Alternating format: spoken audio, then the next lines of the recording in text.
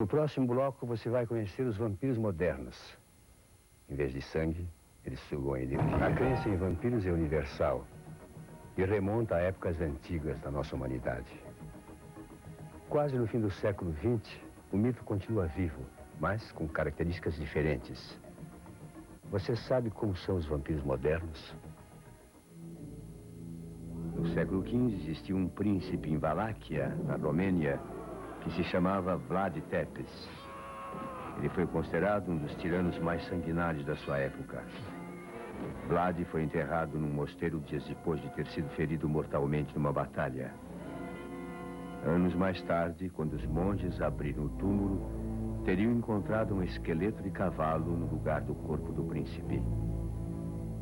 O mistério do desaparecimento do corpo de Vlad nunca foi desvendado, mas a Romênia ficou para sempre marcada pelo estigma de ser a pátria dos vampiros. A própria palavra vampiro tem origem em vampir, que em romeno significa beijo de fogo. A história do príncipe Vlad poderia ter se perdido no tempo, mas 4 séculos depois, em 1897, o romancista irlandês Bram Stoker criou um romance que eternizou o mito. A história de Drácula, o vampiro. Também chamado de Príncipe das Trevas, o Conde Drácula sobrevive eternamente sugando o sangue de vítimas inocentes. A força do mito é tão grande que continua a exercer o seu efeito no mundo moderno. Um exemplo é o editor Nelson Liano Jr.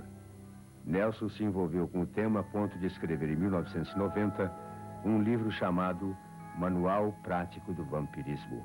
O que me fascinou na imagem dos vampiros foi o fato deles serem imortais. Então eu tinha uma busca interior, já nessa época, pela imortalidade. Eu não me conformava de que as pessoas tinham que morrer. Eu descobri depois que isso aí, que essa imortalidade, na verdade, era uma imortalidade falsa, entendeu? Que a imortalidade não era a imortalidade do corpo, que a verdadeira imortalidade é a imortalidade do espírito. Então, a partir do momento que eu descobri que a imortalidade, ela só pode ser espiritual, que na verdade, a imortalidade corporal é uma prisão, eu, assim, abandonei o estudo de vampirismo e, assim, os vampiros deixaram de me interessar. Mas quem são os vampiros da nossa época? Atualmente, o vampirismo se manifesta num plano mais sutil. É o que se chama de vampirismo astral. Segundo a psicóloga e terapeuta Maria de Fátima Dutra, os vampiros modernos, em vez de sugarem o sangue, tiram a energia das pessoas. Bom, sob o ponto de vista da psicologia, o vampirismo seria ligado ao caráter psicopático.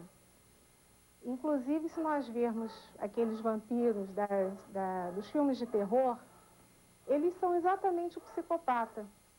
É aquele tipo sedutor, aquele tipo dominador. Agora, esse caráter psicopático não é uma coisa assim difícil de encontrar. Ele pode ser encontrado até em pessoas ditas normais. Não é o psicopata, é o caráter psicopático, é diferente. É um tipo de caráter. Em alguns de seus pacientes, a psicóloga utiliza a máquina Kirlian, capaz de fotografar a aura, ou seja, o campo energético das pessoas. É interessante mostrar que essa foto é de uma pessoa que está num estado normal, assim, mais ou menos equilibrado. No caso de um vampirizado, por exemplo, ela tem assim uma série de falhas, como essa daqui. Umas características interessantes são essas pintinhas brancas que aparecem aqui do lado. É sinal de que a pessoa está sendo sugada. O vampirizado é a vítima favorita do vampiro, né, no caso, do caráter psicopático. Porque se a pessoa tenta dominar, é porque tem alguém que se deixa dominar. Alguém que favorece. Aí já é um outro tipo de caráter que favorece a dominação. Geralmente são pessoas que têm baixa autoestima, são pessoas que têm uma carência assim, muito grande, elas elas não se gostam. Você seria capaz de reconhecer um vampiro? É muito comum, às vezes, você fazer um trabalho assim com um grupo de pessoas, ou dar uma aula, uma palestra, e depois você se sentir cansado. E tem, assim, aquela pessoa que está te olhando, assim, tão atenta. Ela está puxando a sua energia.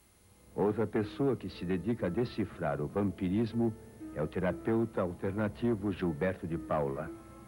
Ele também acredita que as pessoas podem ser vampirizadas. A vampirização se dá com drenagem de energia. Uma pessoa pode sugar a energia da outra, voluntariamente ou involuntariamente. Às vezes não sabe nem que está acontecendo isso. Para saber mais ou menos, nós temos que encarar o ser humano como uma entidade multidimensional. Cada dimensão dessa é o que nós chamamos de corpos sutis. O físico, o corpo etérico, o corpo astral, mental concreto, mental abstrato, búdico e átmico. Se uma aura de uma outra pessoa está agredindo a sua, forçando, ela consegue drenar a energia desse teu campo áurico e puxar para ela essa energia. Ela vai sugar essa energia. O terapeuta explica que a energia entra ou sai do corpo das pessoas através de pontos determinados. Nesse corpinho físico aqui, nesse etérico aqui, ele tem algumas ligações, nós chamamos de chakras, tá? Chakras, em sânscrito, roda, em português. São plexos de energia onde se concentra energia para alimentar o teu corpo físico. E traz uma esperança para as vítimas do vampirismo: a desvampirização. Vamos mostrar como é que isso procede. Primeiro, vamos ver como é que está.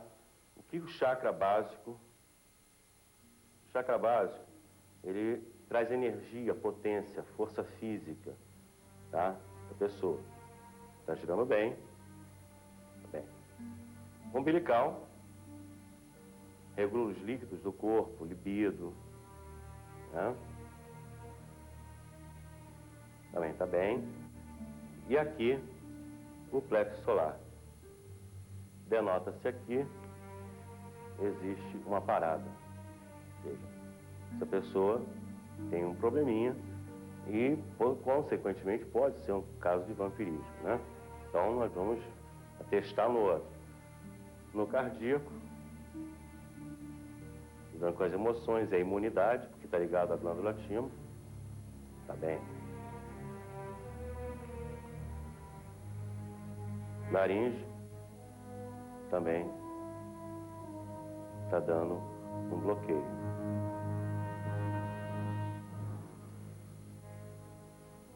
Frontal, como é que anda a cabeça, as lembranças, as imagens, a memória, tá bem. Ou seja, nesse caso, nós pegamos uma pessoa que está com os dois plexos importantes, no caso de vampirização, parados, bloqueados, ou seja, existe uma drenagem de energia. Então, como os outros plexos estão bons, vou encostar aqui, vou usar citrino, uma pedra de expansão, tá? Vou usar uma ágata azul aqui, tá? E como é que eu preciso do frontal dela funcionando bem, como está, mas eu quero que ele continue assim, porque ajudar no tratamento terapêutico, coloquei um lápis lazuli no frontal. Nesse momento, o terapeuta faz uma transferência de energias para reequilibrar os chakras. Ótimo. Vamos ver como é que ficou.